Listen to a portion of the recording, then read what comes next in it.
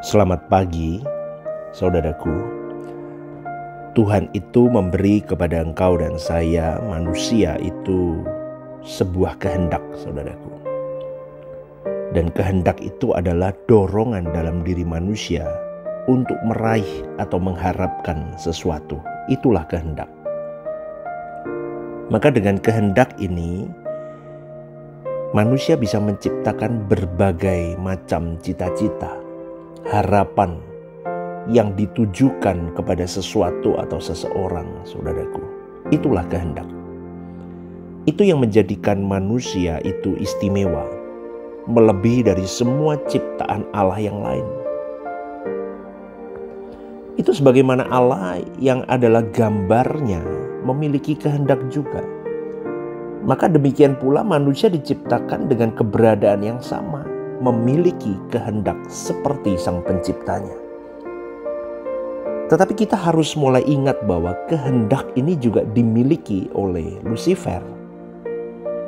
Itulah sebabnya ia memiliki keinginan untuk mendirikan tahtanya sendiri dan mengatasi Allah. Bahkan di dalam firman Tuhan dikatakan makhluk ini mengatakan aku ingin atau aku hendak. Ada kalimat itu keluar dari mulutnya. Maka dengan keberadaan sebagai makhluk yang memiliki kehendak atau keinginan, baik Lucifer, malaikat maupun manusia, berarti bertanggung jawab menentukan takdir hidupnya, saudaraku.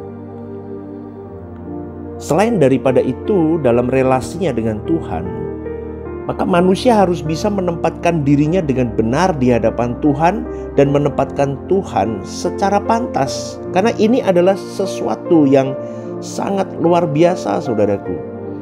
Ini suatu kehormatan yang tiada tara kalau manusia diberi kebebasan untuk menempatkan diri di hadapan Tuhan secara patut dan secara benar. Dan hal ini harus dilakukan dengan kerelaan, bukan dengan paksaan. Hal ini menunjukkan bahwa dirinya itu memilih Tuhan. Memilih Tuhan yaitu mengasihi, menghormati, dan dengan segenap hidup mengabdi kepada Tuhan. Maka dengan hal ini, saudaraku, manusia digolongkan sebagai makhluk ilahi atau makhluk rohani. Tidaklah heran kalau manusia disebut sebagai anak-anak Allah. Tentu sebutan ini bukan sekedar sebutan, saudaraku. Karena di balik sebutan ini terdapat fakta bahwa keberadaan manusia itu sangat luar biasa. Karena manusia diciptakan menurut gambar dan rupa Allah.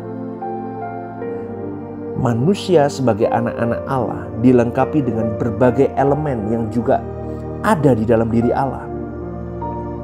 Sehingga manusia dapat mengambil keputusan dengan tepat, bijaksana, seperti Allah itu sendiri. Maka di dalam kehendak bebasnya manusia dapat memilih, aku mau taat kepada Tuhan atau aku mau memberontak kepada Tuhan. Berbicara mengenai mengasihi dan menghormati Allah, ini adalah bagian terdalam dari diri manusia. Itu core-nya, saudaraku, intinya, yaitu di dalam hati dan perasaannya.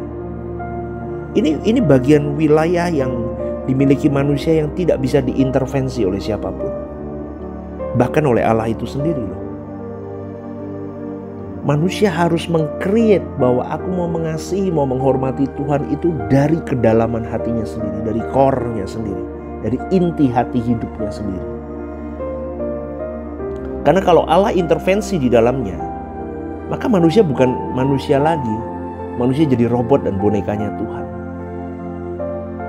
Dan manusia akan kehilangan integritas personalitinya sebagai seorang manusia. Dan Allah pun kehilangan integriti dan personalitasnya sebagai Allah yang memberikan kebebasan kepada manusia. Kalau Allah intervensi kepada pilihan manusia itu sendiri. Maka saudaraku, sekali lagi saya mau mengingatkan bahwa kehendak bebas itu bisa saya definisikan begini, sebagai konsep yang menyatakan bahwa keadaan perilaku manusia tidak mutlak ditentukan oleh kausalitas di luar dirinya. tetapi merupakan akibat atau hasil dari keputusan dan pilihan yang dibuat melalui sebuah aksi dan reaksi dari dirinya sendiri. Itu saudaraku. Jadi keputusan dan pilihan tersebut ditentukan oleh komponen di dalam diri manusia itu sendiri, yaitu apa? Pikiran dan perasaannya. Karena dari pikiran dan perasaan manusia ini, maka dia bisa memiliki kemampuan untuk mempertimbangkan sesuatu. Dan dari hasil pertimbangannya itu, seseorang dapat mengambil keputusan atau memilih sesuatu. Pilihan dan keputusan yang dapat dilakukan manusia ini tidak ditentukan oleh penyebab dari luar dirinya, tetapi ditentukan oleh motif dari dirinya sendiri, yaitu hasil dari pertimbangan nalarnya, dari pertimbangan rasio yang dia miliki. Jadi adapun kemampuan manusia mempertimbangkan sesuatu yang menghasilkan sebuah keputusan dan pilihan, itu tergantung kemampuan berpikir. Adapun kemampuan berpikir atau berlogika yang dimiliki seseorang sangat ditentukan oleh apa yang masuk ke dalam pikirannya, melalui jendela mata, melalui telinga, melalui panca inderanya, serta segala sesuatu yang dia alami. Tapi memang ada faktor-faktor dari luar diri manusia itu sendiri dalam mengambil keputusan, contohnya seperti pimpinan Roh Kudus di dalam diri manusia itu. Tetapi ingat, pada akhirnya keputusan akhir, final decision itu ada di tangan setiap manusia itu sendiri. Keputusan akhir, final decision itu mengakibatkan atau membuahkan segala tindakan yang dapat dilakukan atau yang bisa terwujud. Jadi saudaraku, melalui renungan pagi ini saya mau mengajak kepada kita semua mengerti bahwa keputusan yang kita ambil itu penting sekali. Setiap gerak-gerik hidup kita itu menentukan nasib kekal kita. Maka di tangan kita ada kebebasan berkehendak, itu harus benar-benar diramu secara perfect, secara sempurna, detail, dan teduh. Kenapa saya katakan itu? Karena supaya kita bisa menghasilkan keputusan atau pilihan yang tepat. Karena kenapa saya katakan ini? Karena sangat banyak sekali orang yang tidak memilih keputusan atau memilih sesuatu dengan tepat karena mereka tidak benar-benar meramu itu semua dengan baik. Maka untuk bisa mendapatkan hasil ramuan yang baik, pastikan bahan-bahan yang diramu itu baik. Maka pastikan bahan-bahan yang masuk ke dalam panca indera kita itu adalah bahan-bahan yang baik. Maka jangan lihat, jangan dengar hal-hal yang tidak membangun hidupmu, karena itu akan merusak hasil keputusanmu nanti. Begitu ya saudaraku, semoga Anda mengerti sampai di level ini. Maka kehendak bebas harus dipahami sebagai pemberian Tuhan, gift from God, yang sangat valuable, sangat berharga, sangat tidak ternilai dari Tuhan, di mana manusia diberi kapasitas, kemampuan untuk mempertimbangkan segala sesuatunya. Maka manusia dilengkapi dengan rasio supaya dia bisa mempertimbangkan segala sesuatunya, supaya dia bisa memiliki final decision yang baik di mata Tuhan. Dan ingat loh saudaraku, Tuhan menghargai manusia. Faktanya apa? Manusia yang membuat keputusan akhir, bukan Tuhan yang membuat keputusan akhir. Maka saya ralat semua orang yang berkata, oh takdir dari Tuhan. Enggak, Tuhan tidak memberi final decision atas hidupmu.